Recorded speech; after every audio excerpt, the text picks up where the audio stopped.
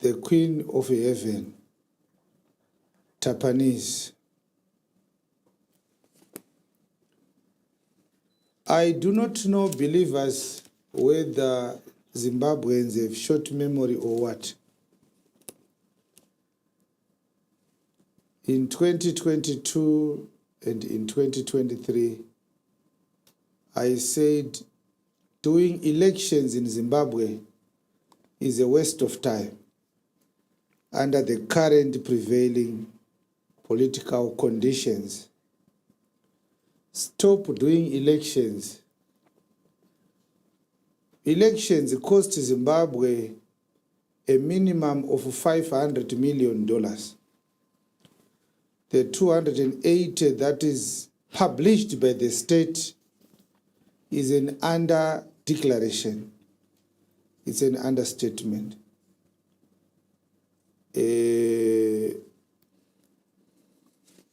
Every time elections are done, after elections are done, the government buys new vehicles for the incoming members of parliament and for the entire executive and for the entire judiciary, the top leaders in the judiciary. That is a cost that is done after elections. That is not covered under the $500 million that I talked about.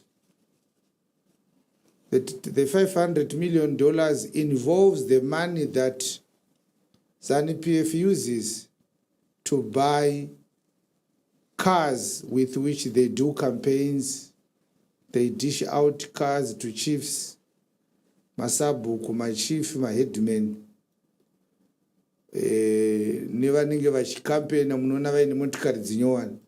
Those cars are not purchased from the ZANU-PF budget. Okay. They are purchased from the state budget. So the cost of elections includes the cost of the T-shirts you see ZANU-PF supporters wearing. That is not from the party, it's from state coffers. So I have it on good authority that elections cost Zimbabwe $500 million. We need around $25 million to do a proper renovation of Parenyatwa Hospital.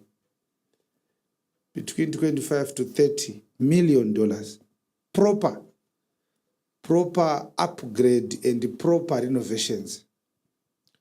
Not what they've just done. This is just a publicity stunt. So divide 500 million by 30 million because it will cost $50 million to build a hospital from scratch, which means from the election funds alone, every 5 years Zimbabwe is able to build 10 new state-of-the-art, well-equipped hospitals. And when the elections are done, those who participated in the elections as opposition parties, they cry foul that the election was rigged. They were not allowed to campaign freely. The electoral process is marred with systemic and structural irregularities. The electoral playfield is not level. It is tilted in the favor of the ruling party. This complaint has been happening or coming since 2005. Count how many elections we have done so far. And each time, those who participate complain that the election was a farce. What comes out of elections in Zimbabwe are hostilities between the peoples of the nation. Those who support this party fight with those who support that party. What comes out of elections are graves. What comes out of elections are disabled and handicapped people who are injured through political violence. That is what we could call the fruits of Zimbabwean elections. After elections are done, those who join government after winning the so-called elections, they go there with what is called a political winter. Everybody says, I invested a lot of money to win this election, so it's my time to gain what I lost. So for the first 2 years after every election in Africa, politicians will be getting back the money which they invested to win elections. There's no development. And in Zimbabwe, people are in election mode for 5 years. In other countries, soon after the election is ended and the winner is declared, people go out of election mode. They go into nation building. They start building roads, improving the infrastructure, social policies, economic policies, security policies to grow the nation. Yes. Industrialize, build schools, create a conducive environment for business to thrive. In Africa, we don't. In Zimbabwe, the state interferes seriously with business. Even though they say we are open for business, but in practice, they are hostile to business. They scare investors with inconsistent laws. Nations cannot be sustained by inconsistent statutory instruments. Go and find out which other African country in 2025 issued as many statutory instruments as the Zimbabwean government. A nation that is governed by statutory instruments is a nation demonstrating executive overreach, where the president is both the president and the cabinet. Yes. He interferes with operations of the government by issuing out executive orders. Executive orders, statutory instruments, they are a demonstration of a nation that is unstable. Nations are governed through proper substantive legislations that are properly drafted, consulting the public, because we are a participatory democracy. After thorough and robust engagement with the people that are governed, they then debate the bills in parliament, and then they are signed into law by the president. It's a process that cannot take less than a year in normal countries. To introduce a new act, it should not cost us less than a year because of the consultations required as provided for in the supreme document, the Constitution. On the contrary, executive orders are unilateral declarations by the president. He doesn't consult anyone. He uses presidential powers to override the provisions of the law, that it must be a minister who tables a bill in parliament, and then through the legislative legal procedures, laws are promulgated. What have we done? What have we come out with so far? Nothing. What was exactly the fruit of the 2023 election, if you are honest? Chakanyatsobuda pana 2023 chakabatsira nyika chi? Who benefited from the 2023 election? More chaos, more violence, more graves, harder economic conditions. After wasting too much money on a needless election, wasted resources that are not properly managed, the state is broke after elections. How do they refund government operations? They come back to the poor masses. They introduce senseless taxes. Tax this, tax that. Now they want to tax generators and solar panels. They want to tax goats that are kept in the villages by peasant farmers who are very poor.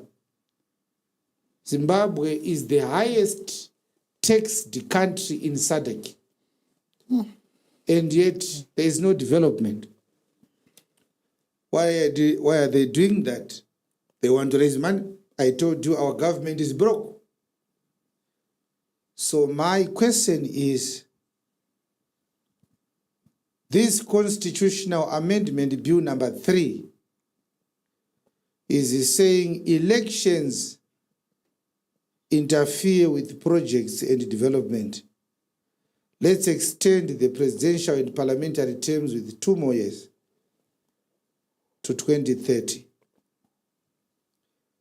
Who has seen it so far that this constitutional amendment, bill number 3, is trying to implement what I said in 2022 and 2023?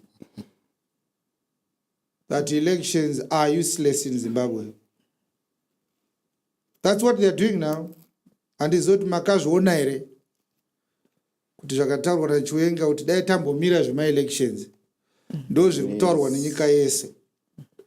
This is my first time commenting officially on the constitutional amendment bill number 3. I was quiet until today, officially at least. The reason why I was quiet is that this matter is water under the bridge. Yes. Those who are frantic and restless and anxious about it today, they are not looking at the current situation obtaining on the ground. And they have a shorter memory. I cannot deal with their amnesia.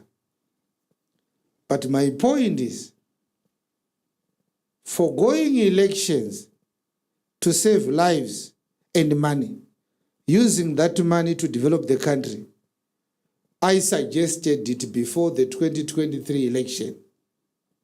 And you castigated me, criticized me, and you said, why am I trying to do that? We want to do elections and elect a new leader, which is again a demonstration of a nagging amnesia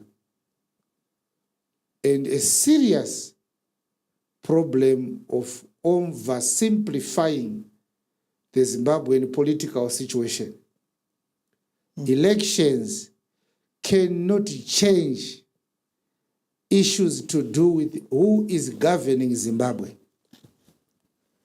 Elections have failed for the past 25 years. Tsvangirai won elections 2 times and they could not hand over power to Tsvangirai. The South African former president Thabo Mbeki knows about this. The former Botswana president Seretse Khama knows about this. The former vice president of Zimbabwe, of Malawi, Joyce Banda, knows about this. The former president of Nigeria, Obasanjo, knows about this. The late president of Tanzania, John Pombe Magufuli, knew about it. There's nothing new. These African presidents, when they hear that there's an election in Zimbabwe, they demand for another coffee and say, give us next, refill the cup of coffee. It's a foregone conclusion. They will retain the status quo. What I'm saying now does not mean I support the constitutional amendment bill number 3. Neither am I saying it is good for us to have very, very ineffective election cycles that do not deliver the agenda of elections. That's not it. I'm not saying I support it, let them do it. The way they are doing it is wrong. But the idea to do it is not wrong. Those who are doing it are not the right people to do it. The way they are doing it is not the right way to do it, at least in accordance with the law. The law says they must do 2 referendums. They don't want to do 2 referendums. They are saying legal garbage to manipulate the brains of the already unwilling people to learn what the document, the Constitution actually says. How to amend the Constitution, it's there.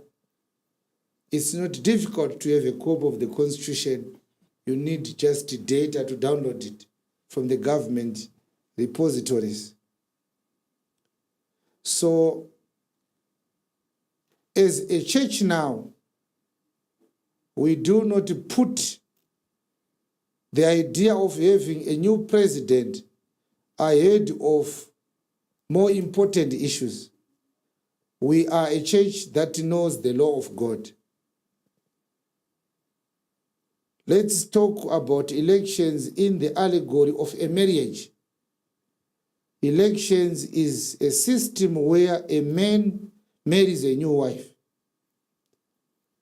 So if every time you want to marry a new wife, you have to kill 3 men who wanted to marry the same woman, is the marriage necessary to cost the lives of 3 men? That's the point. But it's my right to marry any woman that I want to marry if I can afford to marry. It's your right. But when your right is costing lives, lives are more important than your marriage. So our focus is not just the desperate desire for Zimbabweans to have a new president who does not come from ZANU-PF. No.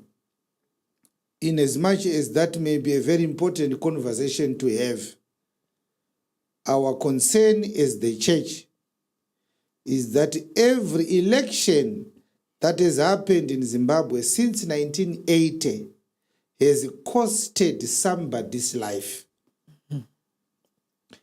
And even if one person dies, the Zimbabwean situation has become an altar.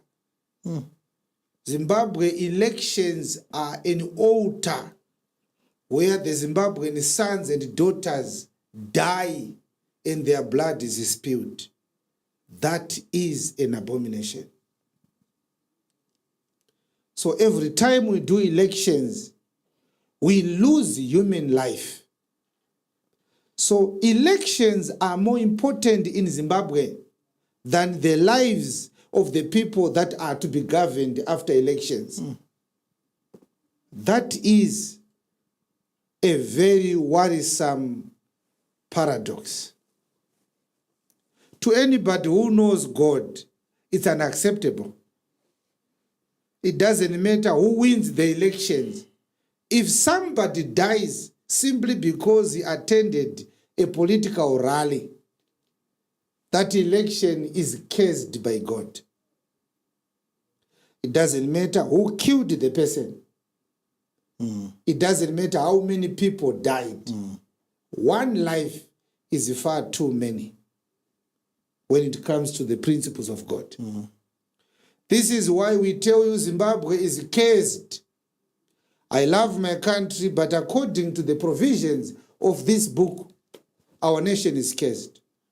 And this is one of the epitomic symptoms of a curse. Anything that needs blood to be spilled for it to be successful does not come from God. Anything chinoda kuti munhu afe asina chaatadza kuti chiitike, chinhu ichocho chakatukwa naMwari. Ndosaka pamuchato chaipo pakadonha munhu akafa vari pamuchato vanhu vanotoenda kunobvunza kuti tatadza chii kuna Mwari, nekuti pamuchato panofanirwa kufarwa. Yes. Panofanirwa kutanga mhuri ichabara upenyu hwevana vachazvarwa imomo. Hapafanirwi kuitika rufu pamuchato. Zvine tsananguro kuti munhu adonha sei pamuchato akafa, nekuti aigona kuzofira kumba apedza muchato.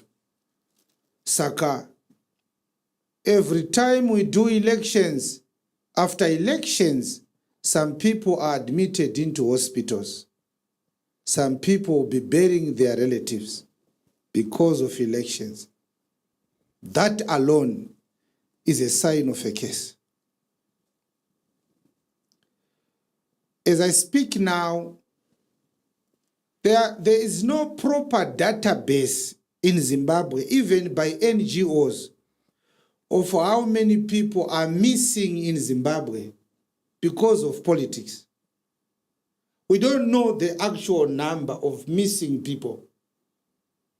We don't know. And the nonchalance and the apathy of us as citizens to sit down and say we can't have comfort in our homes until we know after every election how many did we lose this time, how many have been injured. Ndavanani vakasvodogorwa maoko, ndavanani vamapofu, ndavanani vakapiswa musana neacid. Nhasi election yapera, mangwana president anenge achiitwa inauguration. Tisati taita inauguration yapresident Munyowani, ngatange taverengana kuti tichakakwana here. Panext apo makakwana here, mwana akadzoka here kumba zvaakaenda kurali mwedzi wakapera. Paraini rekuseruku makakwana here, kwazvimba makakwana here, kuchipinge vana vakakwana here, kubudiriro vana vakakwana here, kwamuriwa vanhu vakakwana here, kumtawatawa vanhu vakakwana here, kugwanda vanhu vakakwana here. Maelections apera, tonyora kuti vakashota vangani, tochibvunzana mubvunzo wechipiri futi kuti vane maronda vangani. Vane maronda anoda kwamaelections muri vangani, muri kurapwa kupi, makakovadzwa nani. Kana tisati tadaro isu sesociety hatina kusiyana nevacho vari kuuraya. Zimbabweans are as cold-hearted as the people that they accuse of cruelty and ruthlessness. We don't care. That again is a sign of a cursed people. I and a few voices are the only people that are concerned about it. Mawina election makorokoto, asi makauraya vangani this time. Mawina election makorokoto, asi makashkora makumbo evangani this time. Mawina election makorokoto, tane nere rangani nekuda kwenyu, tane chirikadzi ngani nekuda kwenyu. Kana zvisati zvakosha izvozvo, hatisi vanhu pamberi paMwari.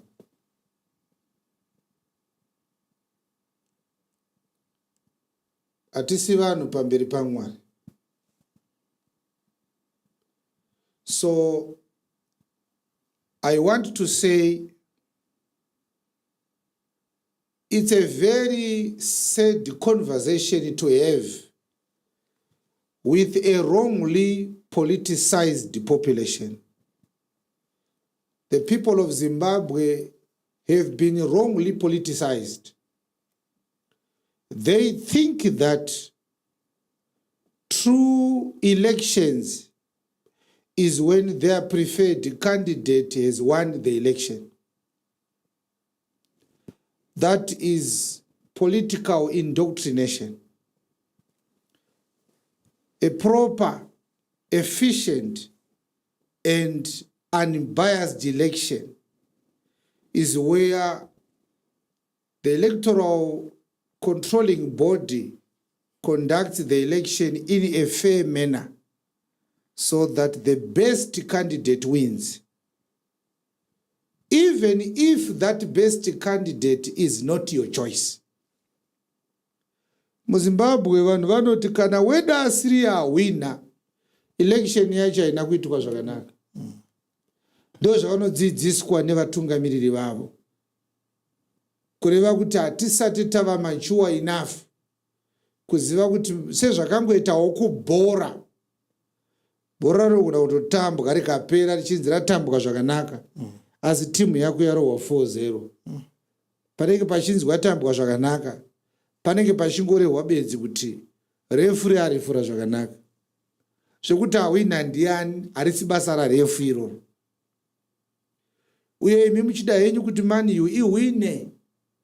Asi munogonawo kugutsikana negame iroro even marohwa. Kuti refuri anga ari fair. Tarohwa zvedu. Tarwadziwa asi bhora ratambwa zvakanaka. So the right president for Zimbabwe is not your preferred choice. The right president is the one who wins a fair election. Whoever it is. It doesn't have to be your father or your boyfriend.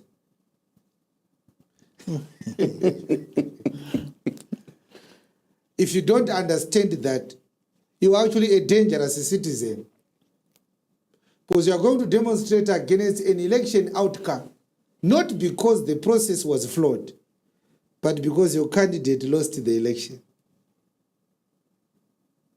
You become a dangerous citizen if you participate in election processes with a wrong political consciousness.